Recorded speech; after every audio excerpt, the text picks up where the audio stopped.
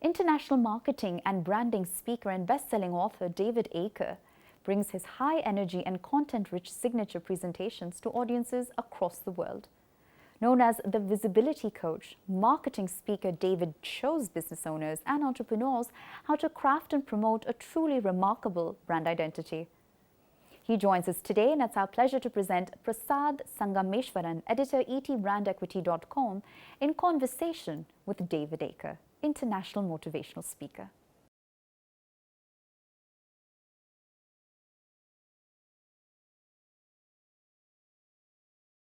Hello, everybody. This is the moment that all of us have been waiting for. A discussion with someone who's seen that, done that over the last several decades. He's been the authority of branding, and I should probably owe my job to him because he's the one who made brand equity a globally renowned term. And sir, welcome to this discussion. Here we have David A. Aker, the authority on branding, someone who has the years of global CEOs and CMOs. Thank you for taking out the time to join us for this discussion. So to start off with, when the COVID crisis hit the world, what was the first thought that came to your mind on what would be the future of marketing? Well, I don't know. It's sort of a gradual thing, but once I sort of figured out what was happening, I thought of several ways that that's going to affect branding.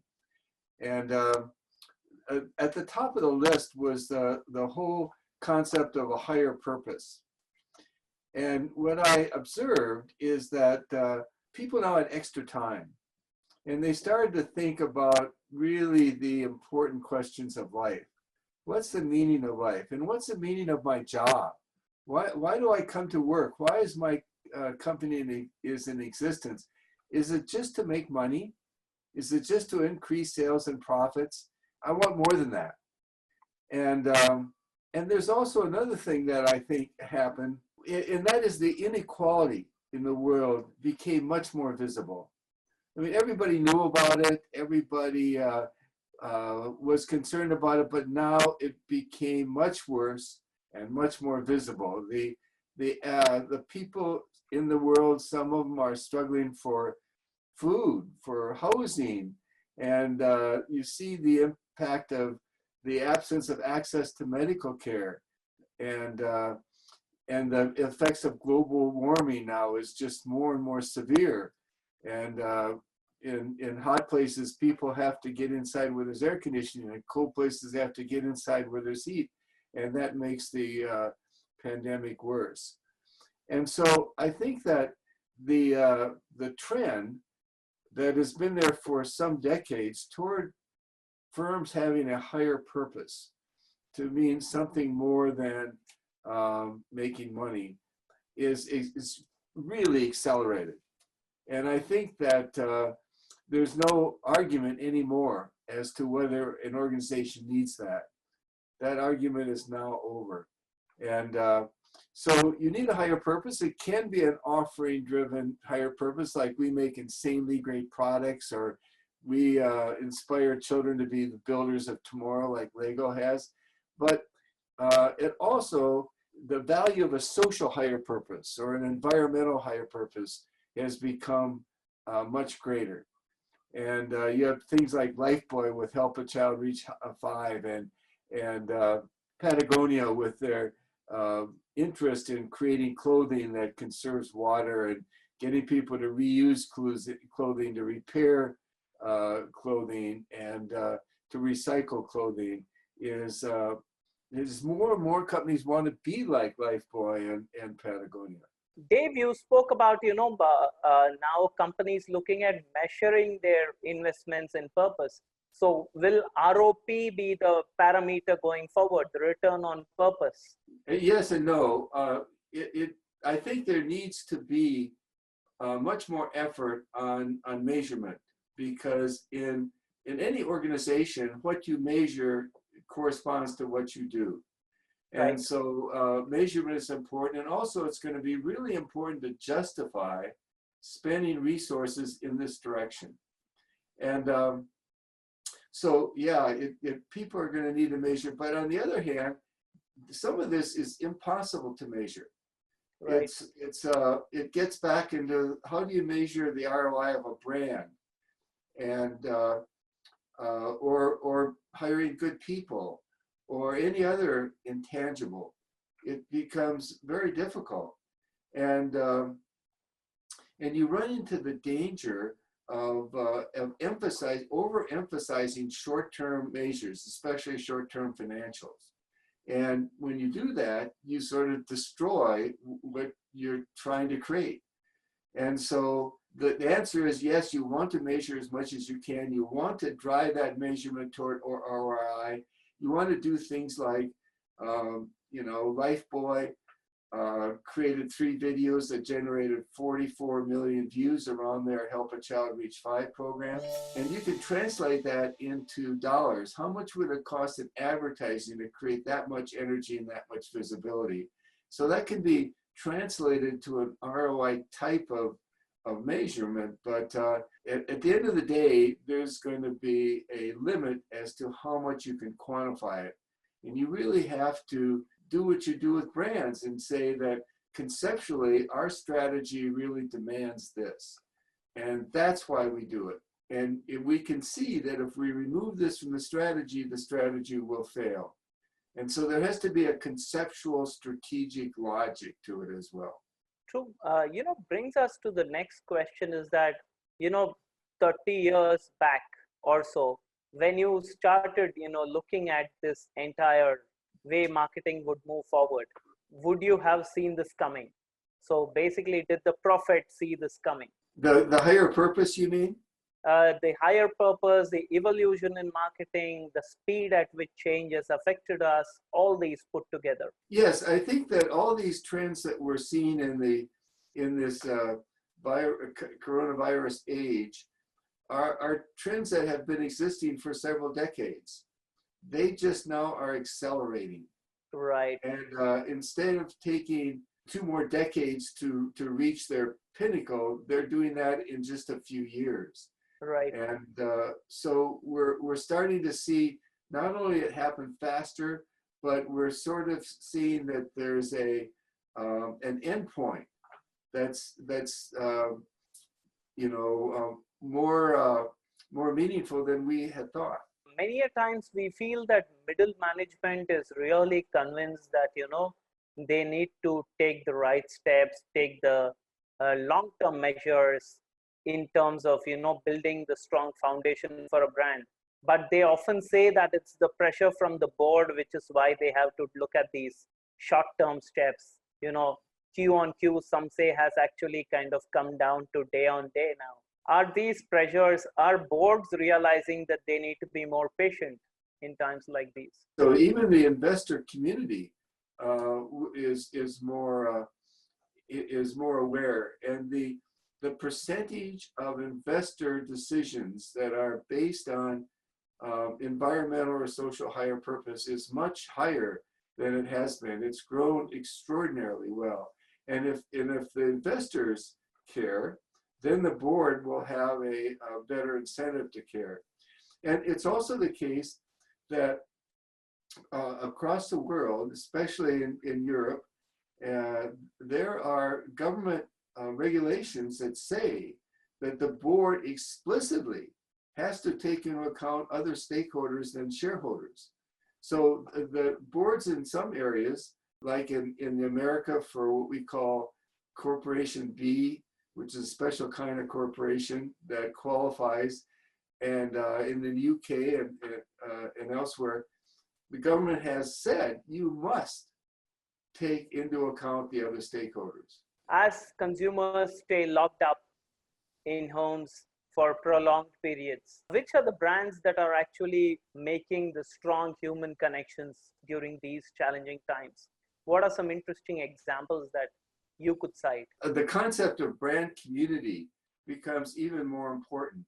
A brand community is a group of people that share with each other and with a brand some common interest or activity or issue that they're passionate about. And when you can create a brand community, you can create an amazing level of loyalty, because there's so much involvement, there's so much shared values and so forth, that people get loyal, the brand becomes more credible, the brand becomes more a part of your life. In this age, when the need for social interaction has become so much more pronounced and so much obvious, the existence of brand community provides a great outlet. So you have the classic cases, Harley Davidson, that have a community of motorcycle riders that shared rides, that shared adventures, that shared, interest in how do you fix a motorcycle. And we have Sephora, who has a community around beauty, not around cosmetics or skincare, around beauty. And you have Etsy, that has a community around making crafts and marketing crafts. Airbnb is really a community of people who want to adventure in their travel. And so I think that it's not easy to do. Not everybody can do it. Not everybody will have the right context. But if you do, that can be a wonderful sort of aid that's even more effective now because of this need for social interaction. And I might add, it is especially useful for B2B companies. A company like Salesforce.com, for example, has an interest community around applying their software. And it's really a powerful way to connect with customers and to provide an extremely high level of loyalty. This is also an era where many say that the disruptors have been disrupted. Would you give them a second chance? I think it's possible. First of all, they have to address the reason not to buy. And so they have to have a program that will make the experience as safe as possible. And Airbnb is doing that. Airbnb is a very well-run company. And they have created some procedures that make staying at their places as relatively safe when travel opens up. I think that they will be very healthy after this. The other thing is that organizations that are in most jeopardy are those that are affected by the virus and seeing their sales fall off, but also have a very unhealthy balance sheet. Too often companies were so eager to please shareholders, they bought back stock and they didn't conserve their balance sheet. And there's other companies that were bought by financial people that did leveraged buyouts and saddled them with a lot of debt, knowing that if they went bankrupt, it wouldn't hurt them. And the government would probably bail them out. And so these companies that have a lot of debt are also affected. They're the most vulnerable. Okay, and that would also probably mean that the vulnerable companies could include some of these promising startups that were following the cash burn philosophy, right? Yes, except many of those companies were able to raise a lot of money in the good days. Yeah. And those that did will be in very good shape. And those that gambled and said, well, I don't want to raise money when things are good because that money is very expensive. If I can wait a little bit, I can raise money much cheaper. And those that took that route made a mistake. Brings us to the next question is that, if you had to say pick 3 or 4 industries that are best positioned to take advantage of the post-COVID era, who would you put your money on? Certainly the high-tech industry, who is supplying a lot of the infrastructure and the enabling people to keep managing their business in this environment. I think that they're in a very good position. And there's another group of organizations, like maybe some consulting companies like ours, Profit, who have been able to adapt to this new environment and have been able to function through all kinds of digitally enabled and internet enabled Zooming and remote meetings and so forth. They have a lot of cost, all this travel cost. They used to be traveling every day, that's gone. And so I think some of those will do well. And of course, anybody who's been able to adapt to e-commerce is doing well, or affected by e-commerce. And of course, it's not just Amazon, but a lot of other companies have been able to thrive in e-commerce besides Amazon. And they have advantages such as more of a simpler choice. You know, there's a company, the Dollar Shave Club, that gives you an option of 3 razors. Amazon gives you an option of 12,000. And second of all, they can have more of a personality. Amazon's very functional, but they can have a personality. They can have a passion for a product area. There's no passion at Amazon. They can have a personality. They can be humorous. They can be irreverent. They can be outrageous. Amazon can't do that. They can go into retail. Some of the strongest e-commerce companies have gone into retail with a huge advantage because they have a built-in customer base and built-in brand. So those are some of the people that are likely to be winners. Since you spoke about Amazon, and this is something that we see in e-commerce companies in general, we are seeing that sales has taken probably the precedence over marketing. Does the Masiha of marketing, if I may call you so, see this as a permanent trend in the future, or you still feel that marketing has not lost its sheen yet? I think that's true. It's like direct mail marketing. It's the sales, the immediate sales are so available. So it's tempting to drive everything with that, or to select programs that will drive immediate sales. However, if you look at the successful e-commerce companies and the successful companies that have been reached out to e-commerce, they almost always have a brand play. They almost always are doing things to create a strong brand. And so I mentioned like Dollar Shave Club. It's very representative, I think. They have created an extremely strong brand. Now, it's true they have functional benefits. You don't have to go into a store to buy a razor. It'll be sent to you in the mail. And furthermore, they're very cheap and they're very simple. That's functional benefits, but they have an amazing personality. And they achieved their initial success by a 3-minute video that went viral.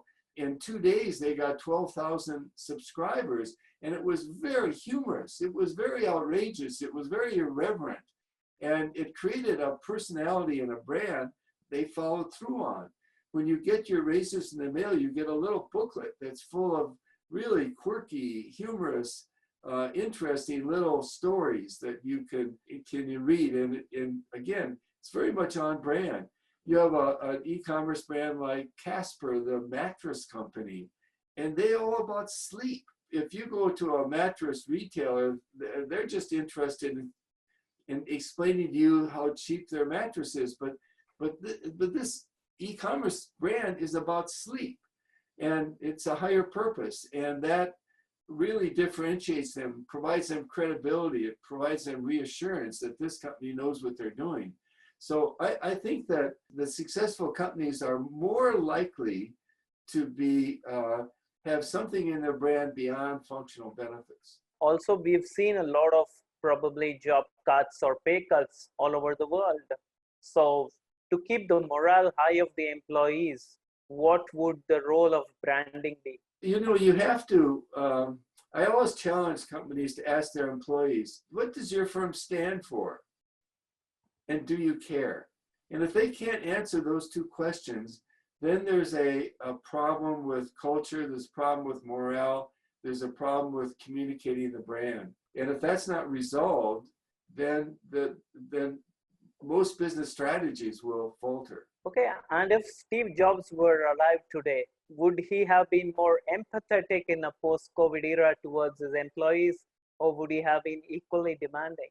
Oh, that's a really good question. Steve Jobs has some wonderful qualities that made him successful, but empathy was not one of them. But he was very good on detail. He really, and he was very focused. He was very strategic. He had a vision, and he stuck to that vision.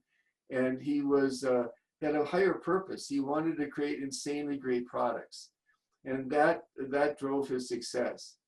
And I think that coronavirus would be a challenge for people like Steve.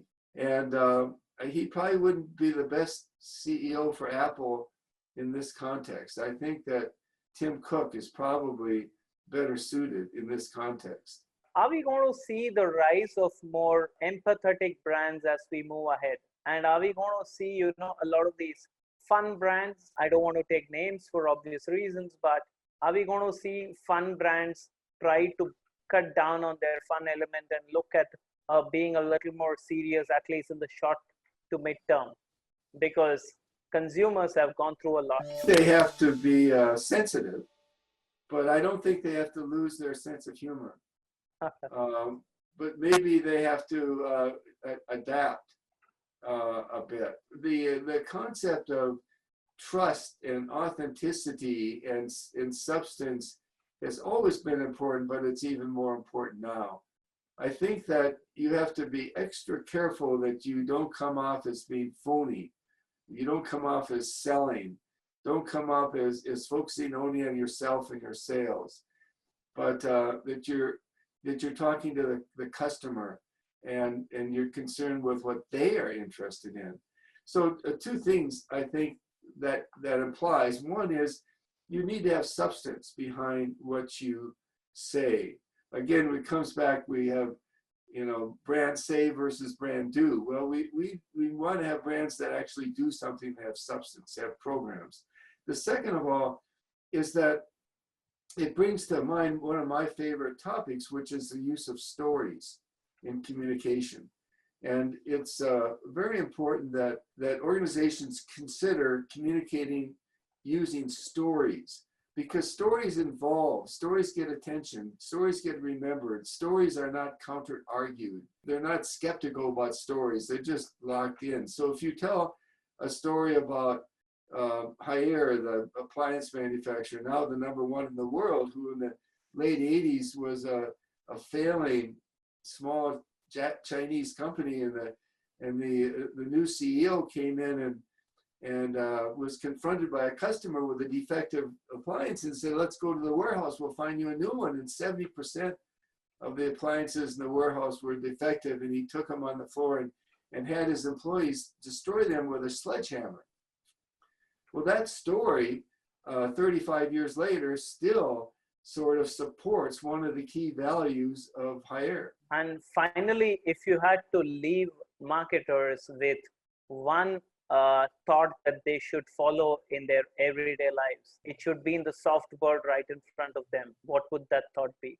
Well, I think the things we've been talking about, I think #1 is the higher purpose, to get a purpose and a social program, an environmental program that will not only be effective at addressing issues of society, but also will drive their business. And that's so important, because at the end of the day, the world needs this effort, and it will get more of it if it can support business as well. And then I think the whole idea of being sensitive to what's going on, and to make sure you're not phony, that you're not selling, that you have substance in what you're doing. I think that would be a second thing. That's it, sir. Thank you so much for your time. It was an amazing discussion.